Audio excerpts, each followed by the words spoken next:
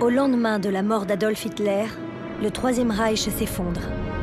En quelques semaines, les troupes alliées prennent possession d'une Allemagne en ruine. Munich et ses environs sont administrés par les troupes américaines. Le 3 mai 1945, la 3e armée US prend possession de la ville de Steinering, aux abords de la capitale de la Bavière. Ils y découvrent une immense maison où résident près de 200 enfants. Des nouveau-nés pour la plupart, avec leur mère, des infirmières et des jeunes femmes enceintes. Tous livrés à eux-mêmes, tous traumatisés.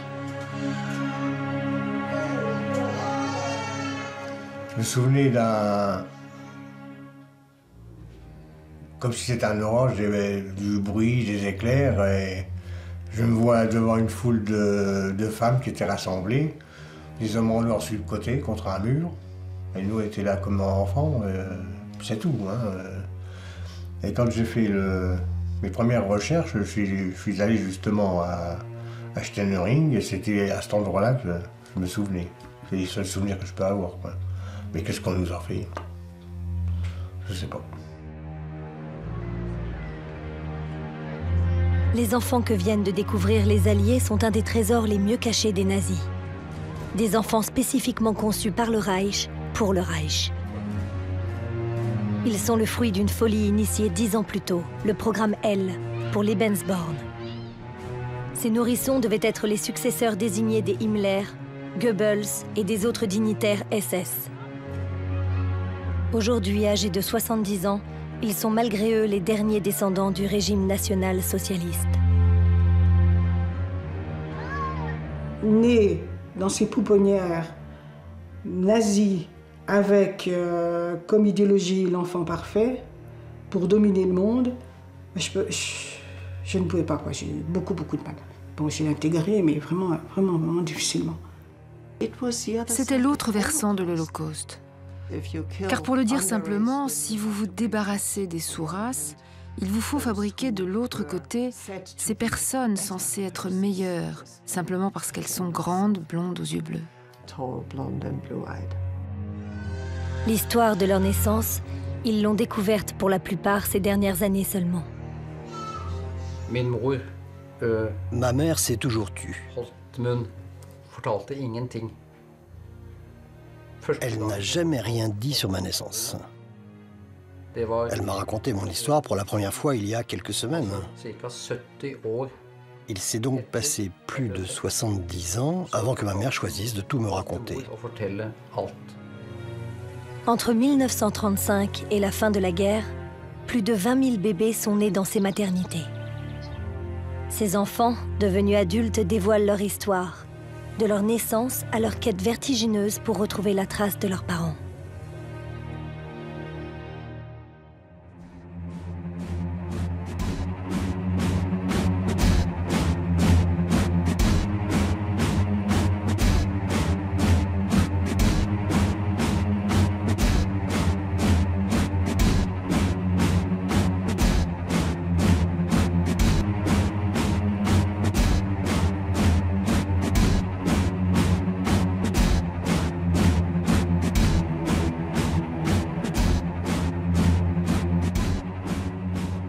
Da muss der deutsche Junge der Zukunft blank und rank sein, flink wie Windhunde, zäh wie Leder und hart wie Kruppstahl. En 1933, à peine élu, Adolf Hitler instaure de nouvelles lois racistes en Allemagne. Les personnes souffrant de maladies considérées comme héréditaires sont stérilisées de force. Les lois de protection du sang allemand interdisent les mariages entre juifs et citoyens allemands. Il charge son numéro 2, le chef absolu de la SS, Heinrich Himmler, de mettre la dernière touche à un programme eugéniste sans précédent. Le concept en est aussi simple que machiavélique. Il s'agit de sélectionner secrètement des parents afin de fabriquer de toutes pièces une génération de purs ariens.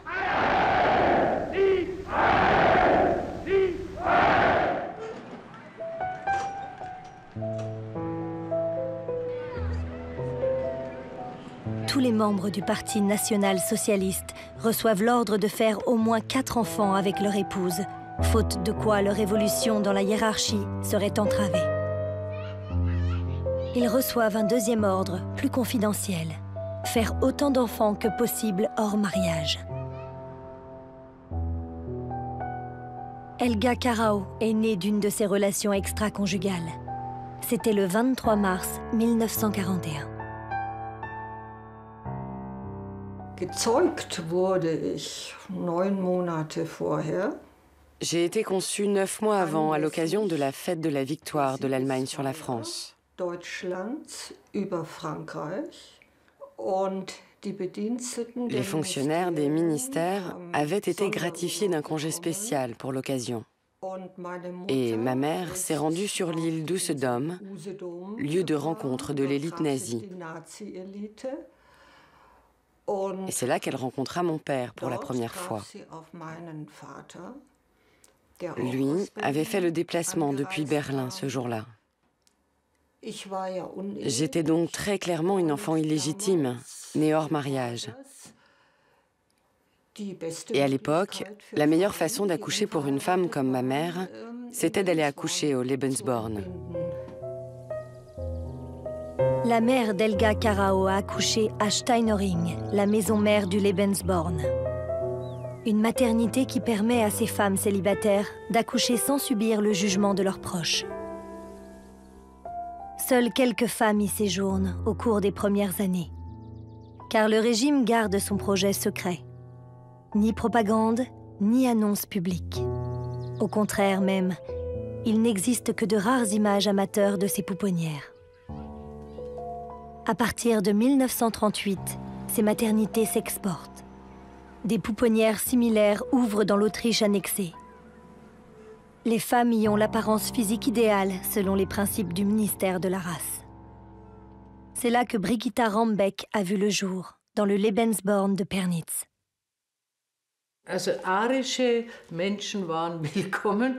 Les Ariens étaient les bienvenus, mais il fallait fournir la preuve de son arianité, clairement.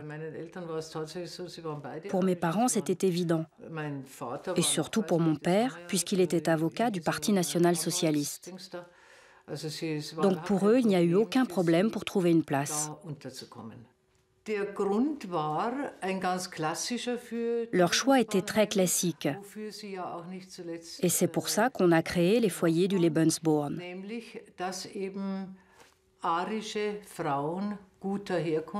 À savoir, offrir la possibilité pour des femmes ariennes de bonne origine et des hommes également de bonne origine de pouvoir accoucher secrètement.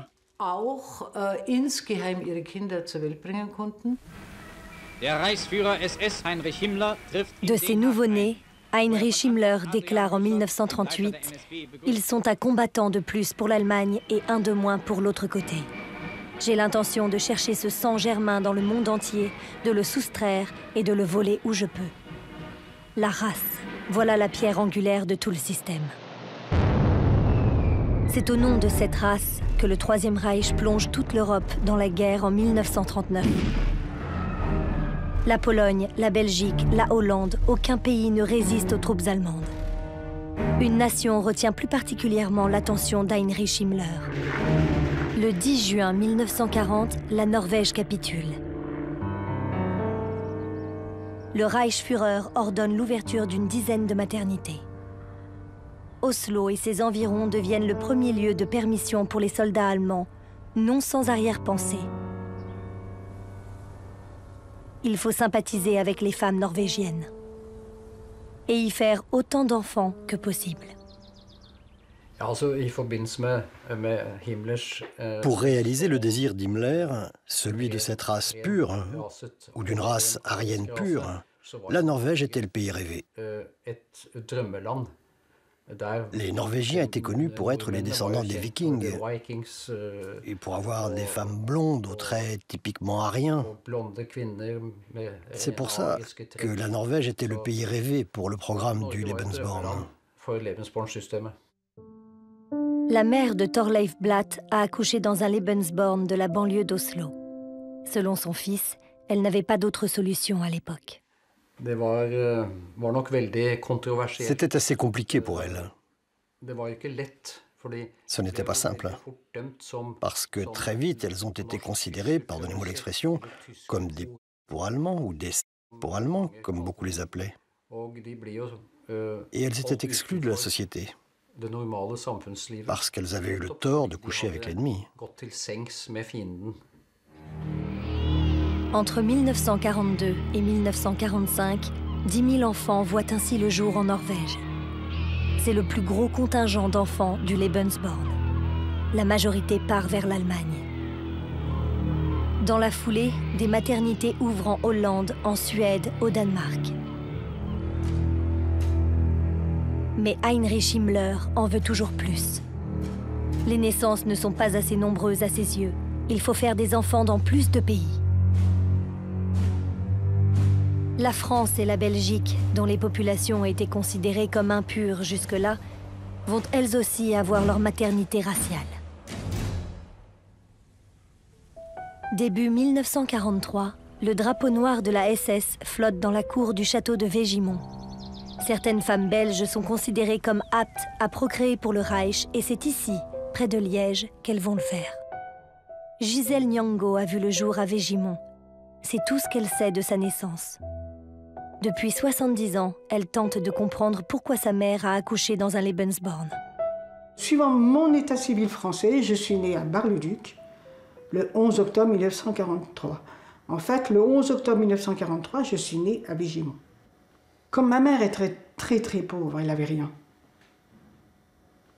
Peut-être qu'on lui a demandé de me déposer dans un Lebensborn parce que ça faisait un enfant de plus. Et en fait, peut-être, hein, elle était rassurée pour ma vie, quoi. Enfin, rassurée de la suite à donner pour moi, quoi. C'est ce que je me dis, mais je ne sais pas. Mais c'est fort possible, hein, parce que j'étais quand même tellement pauvre. Quand elle était enceinte, dans les papiers des archives de Bruxelles, elle a eu droit à un repas par jour, enceinte de 6 mois. Hein, donc peut-être que pour elle, c'était une solution, je ne sais pas. Gisèle ne sait rien d'autre de cette mère qu'elle n'a jamais connue. Elle ne saura jamais si en accouchant dans un Lebensborn, elle voulait offrir un enfant au Reich, ou si elle a été contrainte de l'abandonner, faute de moyens de subsistance. Car en 1943, toute l'Europe subit un rationnement drastique. Au Lebensborn, en revanche, on ne manque de rien. Heinrich Himmler y veille personnellement. Un havre de paix où le sein nourricier est affublé de la croix gammée. La mère de Gisela Heidenreich était l'une des responsables de ce programme. Il lui a fallu des années pour qu'elle raconte quelques bribes à sa fille. Elle disait que c'était le meilleur moment de leur vie. Elles avaient de la très bonne nourriture, elles riaient, elles dansaient, elles chantaient, elles faisaient du tricot, elles pouvaient faire de la broderie. En clair, elles avaient vraiment du bon temps. Et imaginez, en pleine guerre, beaucoup venaient de villes complètement détruites. Tout le monde était pauvre.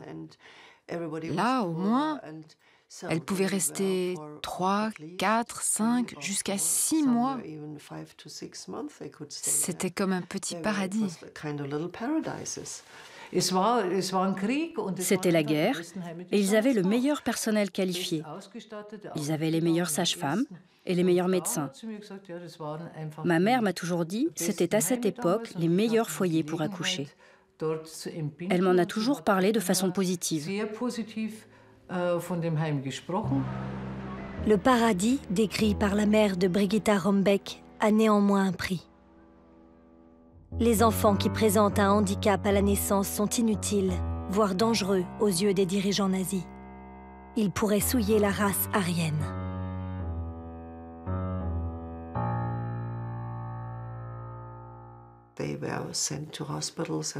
Ils étaient envoyés vers les hôpitaux et ils étaient euthanasiés. C'était de l'euthanasie, tout simplement. Les enfants devaient être parfaits. Ceux qui n'étaient pas valables, comme il disait, ils allaient vers le traitement spécial. En fait, le traitement spécial, c'était la mort. Et on ne sait pas combien furent tués. C'était totalement secret.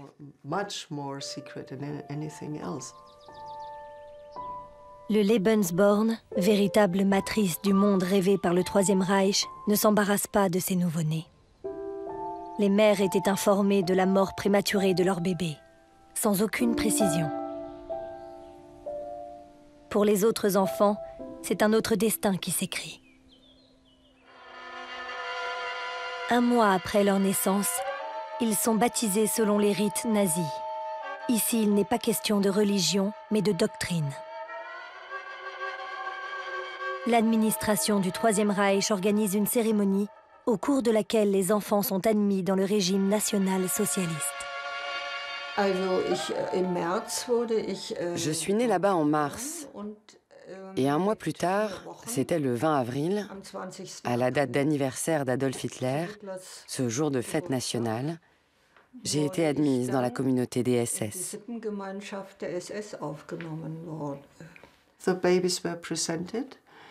Les bébés étaient présentés à des soldats SS en uniforme qui, avec une dague SS, pas avec une croix catholique, déclaraient aux enfants « À partir d'aujourd'hui, nous vous acceptons en tant que membres de notre société nationale socialiste. »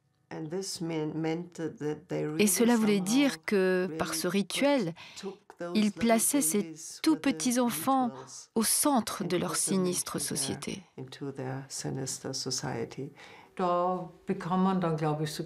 À cette occasion, généralement, on nous attribuait même une sorte de parrain.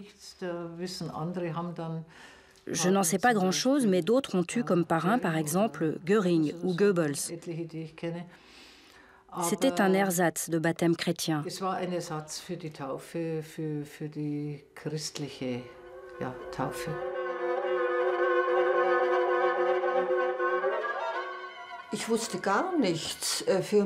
Je ne savais strictement rien. Pour moi, c'était en quelque sorte normal, ces drapeaux SS. Je ne voyais que des hommes en uniforme. Et tout ce que je voyais, c'était pour moi la normalité.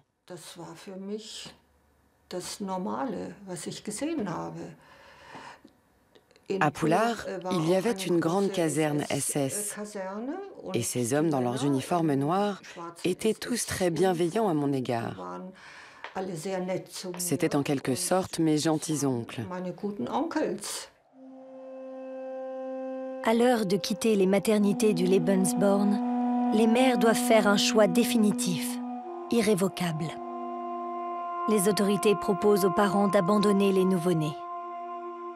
L'administration promet en contrepartie d'effacer toute trace des parents biologiques et de trouver une nouvelle famille au bébé. Une famille SS, bien sûr, pour renforcer la nouvelle race germanique. À l'âge de 5 mois, j'ai été confiée à une famille d'accueil, la famille Schneider.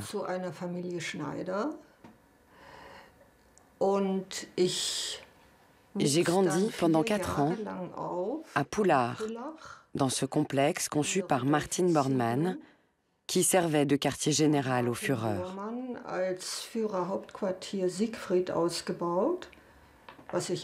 Tout ça, je l'ai appris beaucoup plus tard. Mais j'ai vécu mes 4 premières années dans cette famille d'accueil.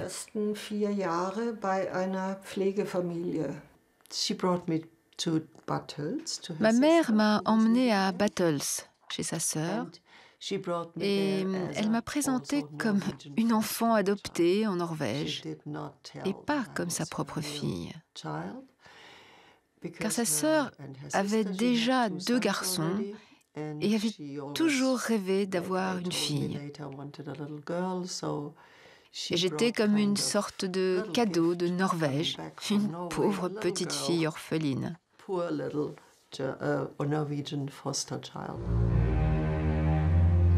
Abandonner de la sorte son enfant ne pose guère de problème aux nazis convaincus, comme les mères d'Helga Karau ou de Gisela Heidenreich. Qu'en est-il dans les pays occupés? Bien souvent, les mères ne connaissent pas le véritable dessein du Lebensborn. Depuis que la France est occupée, près de 50 000 enfants naissent chaque année d'union avec des soldats allemands. En avril 1942, il est question d'extraire ces éléments potentiellement germanisables. Le chef de la santé du Troisième Reich écrit à Heinrich Himmler « À mon avis, certains de ces enfants ne sont pas mauvais.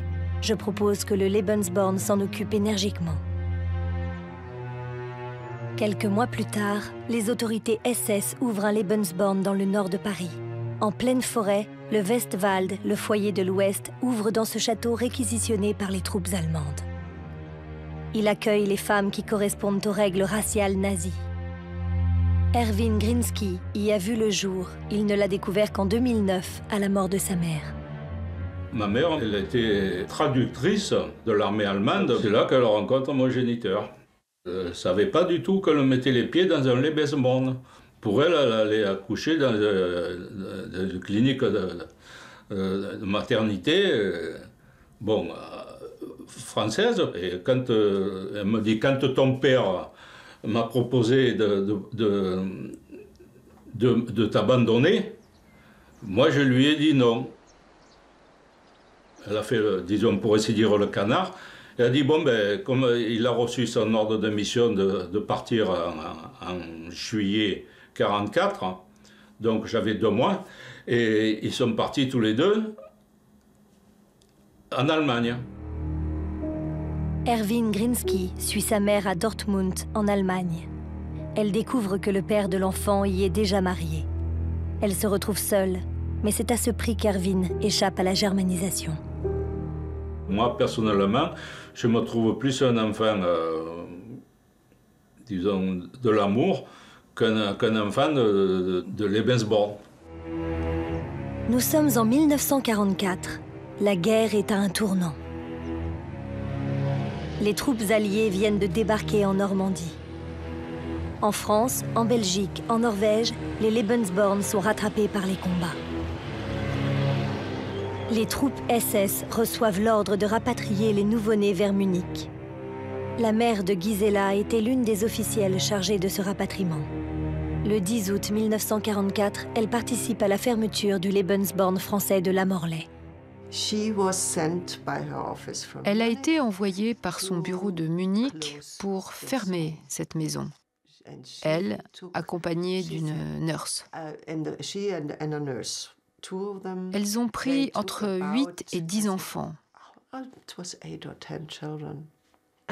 Elles les ont ramenés vers Wiesbaden et certains d'entre eux sont ensuite allés jusqu'à Steinering, où elles travaillaient toujours à l'époque. Au même moment, la panique gagne le Lebensborn belge de Végimont. Les enfants sont évacués sans ménagement. Le temps presse, l'armée américaine approche. Walter Bosser n'a pas encore 1 an à l'époque. Il vit dans cette maternité avec sa mère. Du jour où il quitte le Lebensborn, commence pour lui une longue errance. Avec ma maman, on a été emmenés en septembre 1944, quand les Allemands ont commencé à quitter la Belgique par l'avancée des troupes alliées par le fait. Donc là, on est parti en camion. Et ce qu'il y a de bizarre, c'est que quand on est parti, elle n'est pas partie dans le même convoi que moi, elle. Ils ont déjà embarqué les enfants. Après, ils ont embarqué le personnel. Et quand je suis parti, elle a couru derrière le camion, elle dit non, non, c'est mon enfant. Les autorités, ils s'en foutaient. Hein. Ils ont embarqué tout le monde, point final. Ben là, j'ai fait plusieurs étapes. Hein. J'étais à Aix-la-Chapelle, Korensalis. De Korensalis, Scharhausen, un nom comme ça. Après, je suis revenu à Steinering, et de Steinering, on nous a retransportés dans un couvent à côté d'Arroux, enfin d'Achou. Il faut 8 mois aux troupes allemandes pour rapatrier Walter et les autres pensionnaires des Lebensborn vers la capitale de la Bavière.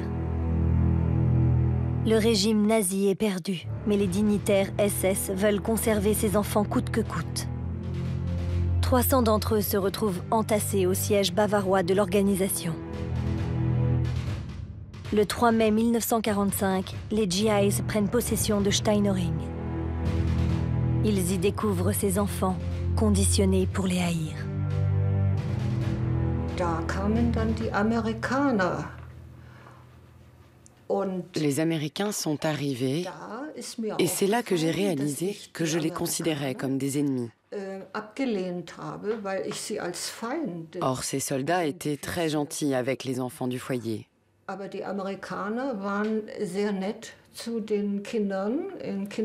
Ils nous avaient apporté des cadeaux. Mais j'avais le sentiment que c'était obscène. Que brusquement je devais aimer ces soldats américains. En tant qu'enfant, éduqué les 4 premières années de sa vie dans l'idéologie nazie, c'était compliqué. Là, brusquement, en 1945, tout était différent. Et en ce qui me concerne, ça m'a profondément troublée.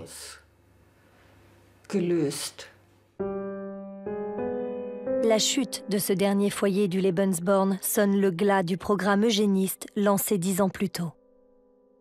Une question se pose dans ce pays en ruine. Que faire de ces enfants? Confiés au service de la Croix-Rouge et des Nations Unies, ils sont placés dans un couvent aux côtés des orphelins des camps de concentration. Parmi ces enfants, 15 sont français. On y retrouve Walter et la petite Gisèle. C'est des religieuses, c'est un ancien couvent de religieuses, qui ont installé l'accueil pour tous les enfants qui venaient des camps environnants, parce qu'il y avait Dachau, il y avait beaucoup de camps de concentration, et les jeunes juifs arrivaient même seuls à pied sur ce lieu. Donc nous, il y avait les petits bambins, je sais pas, une centaine, je ne sais pas exactement. On était dans une aile de bâtiment et il y avait les grands qui, eux, se restructuraient aussi. Ironie de l'histoire, les adolescents libérés des camps de concentration s'occupent de Gisèle et des autres. L'histoire des pensionnaires du Lebensborn aurait pu s'arrêter au couvent d'Indersdorf. Elle ne faisait en réalité que commencer. Car les nazis ont détruit la plupart des registres de naissance. Les dossiers concernant les Français sont désormais très parcellaires. Tous les pays alliés qui adoptaient des enfants ont sélectionné les enfants pour aller dans tel pays, quoi. Et c'était sur la langue. On parlait français, on parlait allemand, on parlait toutes les langues, même ceux des pays occupés, le polonais et tout ça. Et puis ceux qui réagissaient, il doit venir de par là, quoi. C'est tout. Hein. C'était comme ça, et c'est comme ça que je suis atterri en France, d'ailleurs. En 1946, la direction du peuplement et de la famille française réclame ses enfants au service des Nations Unies. La France a besoin de ses enfants pour se reconstruire. Rapatriés vers l'est du pays, ils arrivent pour la plupart malades. Walter Bosser, blessé à l'œil, est hospitalisé pendant plusieurs mois. Quand on est arrivé, on est arrivé à l'hôpital de Commercy, dans le centre du département de la Meuse, et on nous a repris en main là, et après on a été versé, on appelait ça l'assistance publique à l'époque. C'était un orphelinat, hein. L'assistance publique, c'était les enfants abandonnés, tout ça, quoi. Et puis on nous a placés chez on appelait ça à l'époque des mères nourrices, on n'appelait pas ça des familles d'accueil. Comme pour tous les pupilles de la nation, l'assistance publique efface les traces de leur passé. En agissant de la sorte, la France pense en avoir terminé avec l'histoire du Lebensborn, avec les enfants de la honte. Du côté allemand, les choses sont différentes. Ici, les parents sont identifiables. Ils doivent pour la plupart récupérer ces enfants qu'ils avaient offerts au Führer. C'est à cette époque que Gisela Heidenreich découvre que la famille dans laquelle elle vit n'est pas sa vraie famille. Elle le comprend le jour où celui qu'elle croit être son père sort de prison. One day they said, Papa is coming home. Un jour, mes frères disent « Papa rentre à la maison ». Oh, j'étais contente moi aussi. Les garçons couraient vers lui et j'ai fait pareil et j'ai aussi dit « Papa, papa ». Et là, je m'en rappellerai toujours. Cet homme qui me repousse et qui dit à sa femme « Qu'est-ce que cet enfant fait chez nous ? Pourquoi as-tu ramené ce bâtard SS à la maison ?»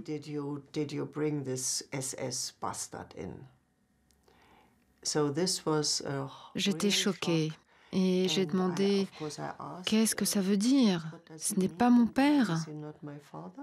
Et on m'a répondu « Tu ne peux pas comprendre, ce n'est pas grave. »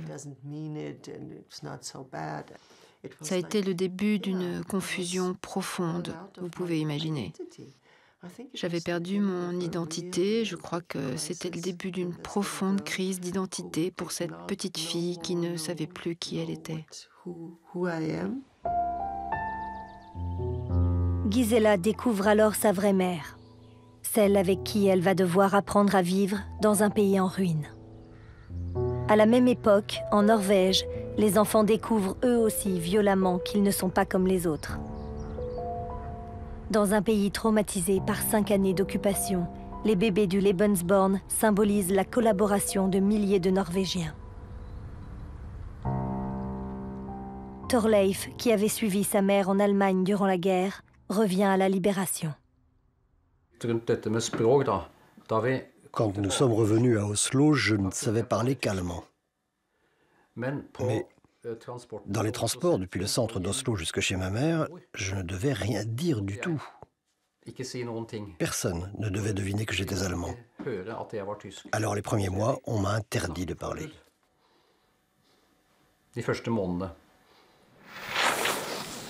En 1954, Thorleif Blatt a 12 ans. L'histoire de sa naissance le rattrape une nouvelle fois.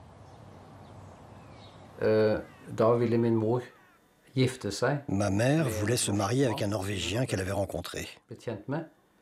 Mais j'étais devenu un problème. J'étais devenu un obstacle qui lui compliquait les choses. L'homme avec lequel elle voulait se marier, il ne voulait absolument pas que je fasse partie du mariage.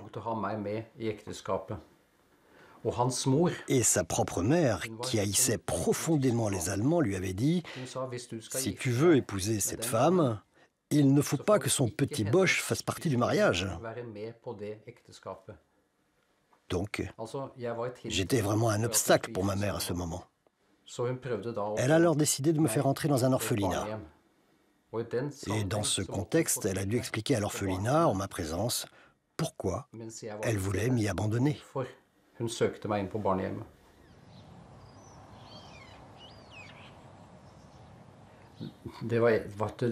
Je n'ai pas eu de problème dans cet orphelinat, parce que la plupart des enfants avaient la même histoire que la mienne. On était nombreux à avoir un père allemand et une mère norvégienne. Je ne sais pas si c'était général, mais la haine des Allemands était encore très répandue longtemps après la guerre. Pour vous donner un exemple, en 1972, quand j'ai épousé la femme que j'aimais, son père a refusé de venir à l'église parce qu'elle se mariait à un Allemand.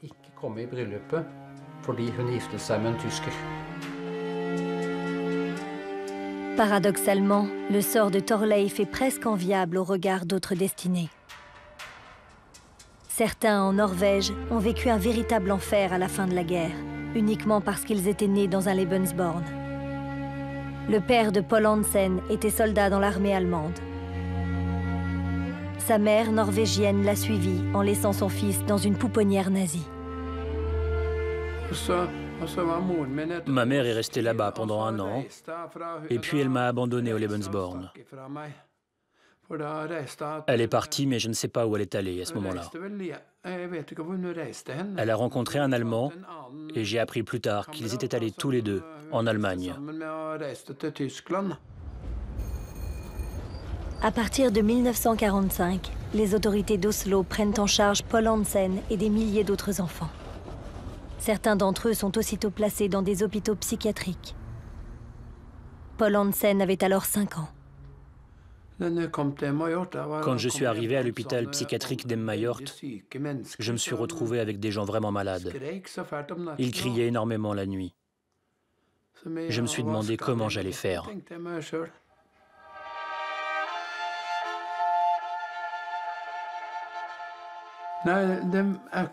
Ils nous ont déclarés attardés. Un médecin est venu de l'hôpital national et nous a déclarés attardés. Ils nous ont tous pris, sans distinction. On a été déclarés mentalement déficients simplement parce qu'on était nés dans un Lebensborn. Le reste, je ne m'en souviens plus. Mais quand on allait en promenade dans le centre-ville, on se moquait de nous. Ils disaient « Tiens, voilà les idiots de l'Institut ». Ils nous appelaient les fous de Emmaüort. 50 ans après la guerre, les enfants des Lebensborn norvégiens ont poursuivi leur pays pour discrimination. L'État leur a accordé un dédommagement financier, mais n'a jamais voulu reconnaître sa responsabilité. Je ne connais pas l'histoire de chacun d'entre nous, mais durant les quelques années pendant lesquelles j'ai été président de l'Association des enfants de guerre du Lebensborn, j'ai pu discuter avec certains d'entre nous qui m'ont raconté des histoires terribles.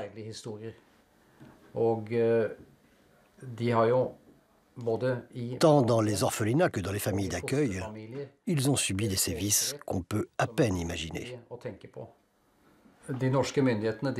Les autorités norvégiennes considéraient les petits Boches comme inférieurs et aussi comme une éventuelle future 5e colonne.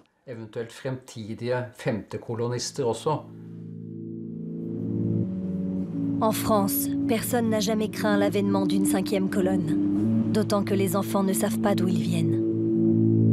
Gisèle Nyongo, elle, a été adoptée par une famille nancéenne à son arrivée d'Allemagne. Choyée par une mère aimante, elle grandit sans jamais se douter d'où elle vient.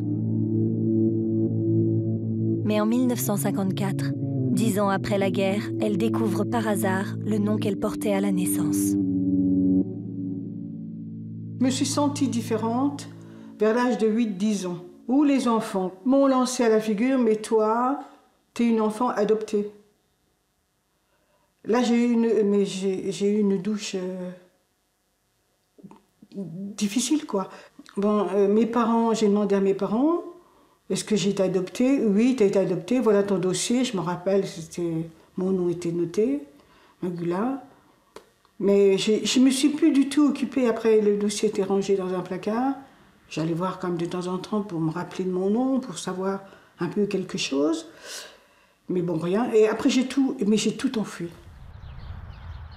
Heureuse dans sa famille, Gisèle Nyongo va taire pendant toute sa vie cette adoption qu'elle vit comme une tare. D'autres enfants n'ont pas pu enfouir le passé. Il était trop présent.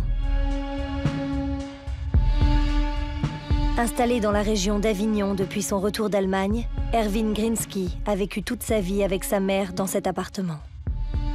Une mère qu'il a appelée Hervé pendant 60 ans, de peur que sa naissance au Lebensborn soit démasquée. Une naissance qu'elle a toujours vécue comme une honte. J'avais 16 ans à l'époque. Là, je me rappelle parce qu'il fallait que je fasse ma carte d'identité. Et ma mère avait un petit coffre en fer, là, qu'elle mettait tous ses papiers. Et elle sort un document, c'était marqué Erwin Constantin Schmidt. Alors là, j'ai commencé à me poser vraiment des questions. Je dis, alors, comment je m'appelle? Je m'appelle Grinsky ou je m'appelle Schmidt? Ma mère, elle me dit comme ça, elle me dit, écoute, personne ne doit le savoir, c'est un secret et personne ne doit le savoir. Et elle l'a déchiré et elle l'a mis au feu, carrément, ce document. Et c'est la seule fois que j'ai vu le nom de Schmidt sur un extrait de baptême. Schmidt, c'est le nom de son père, ce soldat allemand qui avait permis à sa mère d'accoucher au Lebensborn en 1944. Et petit à petit, de temps en temps, elle me lâchait une bribe. Ouais, ton père il était ici, ton père il était là. Mais en fait, ça sent. Et puis quand j'essayais d'approfondir un petit peu, je ne trouvais pas mieux que hop, changer de sujet, partir sur autre chose. Mais elle m'a toujours appelé Hervé, elle ne m'a jamais appelé Erwin. Chacun des enfants du Lebensborn a eu sa propre destinée après-guerre. Tous ont un point commun. Ils ont vécu pendant des décennies dans le déni, dans le secret. Walter Bosser fait figure d'exception. Il s'est battu pendant 30 ans pour avoir accès à son dossier de l'assistance publique. Sa quête a débuté le jour où il a rencontré sa future épouse. Il voulait absolument savoir qui il était. C'est ainsi qu'il a retrouvé la trace de sa mère, toujours en vie à l'époque. Installée en Belgique, elle y avait refait sa vie après la guerre. Vous aviez quel âge à l'époque? Quand j'ai retrouvé ma maman, j'ai vu pour la première fois. J'avais 54 ans. Hein. Et ça vous a fait quoi à ce moment-là?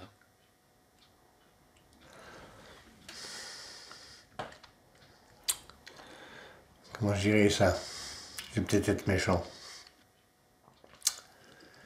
Au départ, moi quand j'ai fait mes recherches, je ne comprenais pas qu'une maman ou un papa ne puisse pas retrouver son enfant. Et je l'ai condamné. Hein?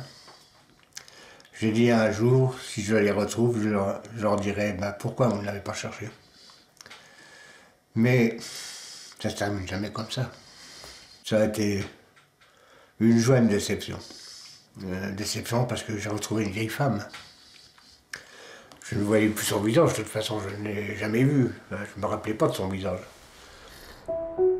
Après des années d'errance, Walter apprend qu'il vient du Lebensborn belge de Végimont. Une question le taraude. Était-il un enfant désiré ou créé pour le Reich? À force de discuter, elle m'a expliqué, quoi. Elle était jeune à l'époque, elle avait 18 ans. Hein. Elle travaillait là comme être cuisinière, hein. Elle n'était même pas venue être cuisinière. Elle préparait les biberons, enfin tous ces trucs-là. Et elle me dit, je t'avais, et puis il fallait bien que quelqu'un te garde. Hein. Donc il fallait qu'elle m'emmène, elle me mettait avec les gosses qui étaient là. Ils étaient tolérés à mettre les enfants en garde avec le service qui était là, quoi. D'après la mère de Walter, ce serait donc par erreur qu'il aurait été emmené avec les enfants du Lebensborn. Une explication qui ne répond pas à toutes les questions qu'il se pose. Et j'ai mon papa là-dedans. Qu'est-ce qu'il est devenu? Alors c'est là qu'elle m'avait tendu une photo. Mais j'ai pas été trop doué pour la faire, hein, mais bon, c'est comme ça. Et j'étais dans les bras de mon papa. Mais il était accroupi et puis il mettait les jambes par terre pour essayer de me faire tenir. Hein. De son père et lui, il n'a que cette photo effacée par le temps, celle d'un soldat allemand avec un enfant. Il n'en saura pas plus. Son père est décédé avant qu'il puisse le retrouver. Il est mort en 86, lui, alors. Si les autorités françaises m'avaient donné les tuyaux, et si on m'avait aidé à 21 ans comme j'ai fait, j'aurais connu mon papa. Hein. Mais à cause de l'administration bête et méchante des hommes, là, j'ai passé à côté, quoi. Les réponses qu'ils cherchent depuis leur enfance, les enfants des maternités nazies auront dû attendre 2008 pour les obtenir. C'est à cette date que les archives de la Croix-Rouge sont devenues accessibles. 60 ans après la guerre, le temps d'une vie. Erwin a enfin eu les réponses que sa mère a toujours refusé de lui donner. Il était bien né dans le Lebensborn français de la Morlaix. La seule chose que je peux dire, c'est que ça m'a mis une sacrée machine en route, tout ça. Pour repasser 65 ans de ma vie, comme ça, et le fait que je suis peut-être comme ça, que je suis un peu renfermé, mais tout ça, ça m'a travaillé quand même. Comment j'avais pu vivre tant de temps dans cette ignorance? Gisèle Nyongo a vécu dans cette ignorance pendant plus de 60 ans elle aussi. À la mort de sa mère adoptive, C'est son mari qui l'a poussée à chercher ses origines. Elle, qui n'avait qu'un nom de famille comme indice, découvre son lieu de naissance. Elle le révèle à ses enfants. C'était très difficile d'en parler. C'est très, très difficile, même encore maintenant. Pourquoi, je ne sais pas, on n'est pas responsable. On est vraiment, vraiment des victimes. Mais on a tellement montré ces enfants-là du doigt, hein, dans les livres d'histoire, où on en parle très peu, hein, 2 lignes, mais c'est les enfants de la honte. Et que jamais, jamais vous n'avez pensé que vous pouviez faire partie de ce projet. C'est vraiment très difficile. Elle découvre dans la foulée qu'elle a un frère installé en Belgique. C'est grâce à lui qu'elle retrace l'histoire de ses parents biologiques. J'ai des contacts avec mon petit frère, qui sont vraiment très très gentils de m'avoir accueilli comme ça, vraiment extraordinaire, qui m'a parlé de notre maman entre guillemets biologique. Hein, moi je dis biologique, c'est bon, c'est vrai, c'est comme ça. Et il y a une photo il y a une photo dans l'album de photos de sa maman, que c'était un militaire allemand. Mais c'est tout, quoi. On n'a pas de nom, on n'a rien. Rien. Rien. Ça vous travaille encore aujourd'hui? Non.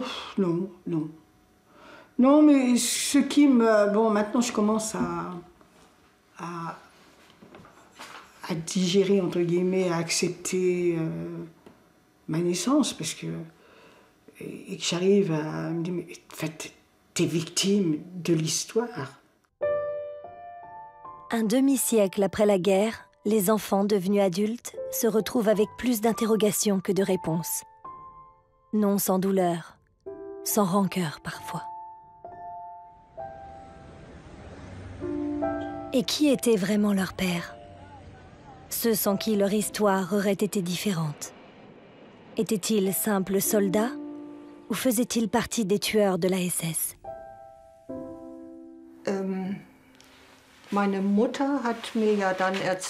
Ma mère m'avait expliqué que mon père était porté disparu.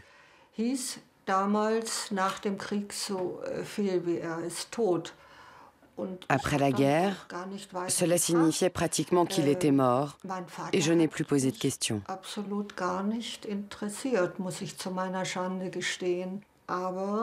Je dois avouer que mon père ne m'intéressait pas du tout. Mais 6 mois après la mort de ma mère, mon père s'est manifesté auprès de moi. On aurait dit un mauvais film, mais c'était la réalité. Mon père venait d'avoir 80 ans. Il cherchait visiblement quelqu'un pour s'occuper de lui. Et il s'est rappelé qu'il avait une fille.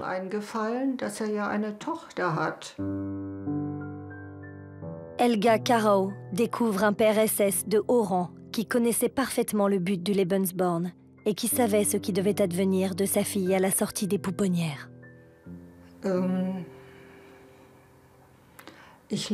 J'aime mes parents et j'ai toujours refusé de les mettre sur le banc des accusés. C'est le poids avec lequel je vis, oui. Encore aujourd'hui, c'est difficile.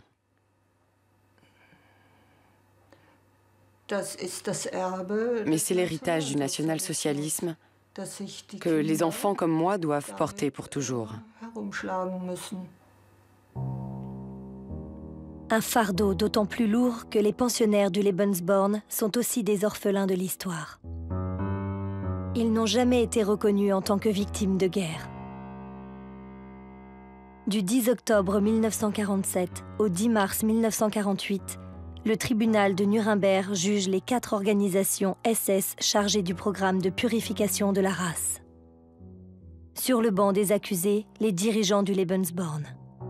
Le colonel Max Sollmann, directeur du programme.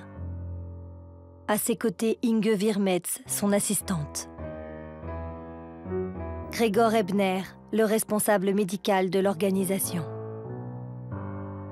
Tous sont relaxés des accusations de crimes de guerre, de crimes contre l'humanité. Seule leur appartenance à la SS leur est reprochée. La mère de Gisela Heidenreich a passé 11 mois incarcérée à Nuremberg.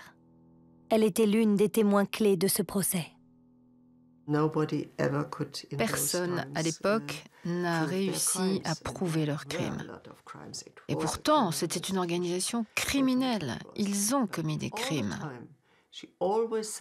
Mais ma mère, je l'ai toujours entendu dire, je n'ai fait que des bonnes choses. On n'a fait qu'aider des enfants orphelins et on n'a fait qu'aider des gens qui ne pouvaient pas avoir d'enfants. Et si c'était à refaire, je le referais aujourd'hui. C'est une phrase que j'ai toujours entendue de sa part. Elle disait aussi, « Est-ce que tu crois vraiment que nous aurions tous été acquittés à Nuremberg et que les Américains auraient dit que nous étions un modèle d'institution sociale si ce n'était pas le cas ?» Elle n'arrêtait pas de le dire. Même les Américains ont dit que le Lebensborn était un modèle.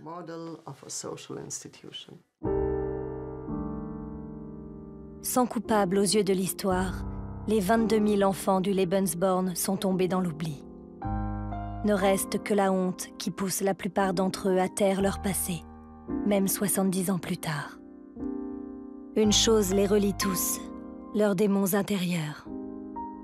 Les questions auxquelles ils n'auront jamais de réponse. C'est avec cette douleur que ces milliers d'enfants doivent vivre, aujourd'hui encore.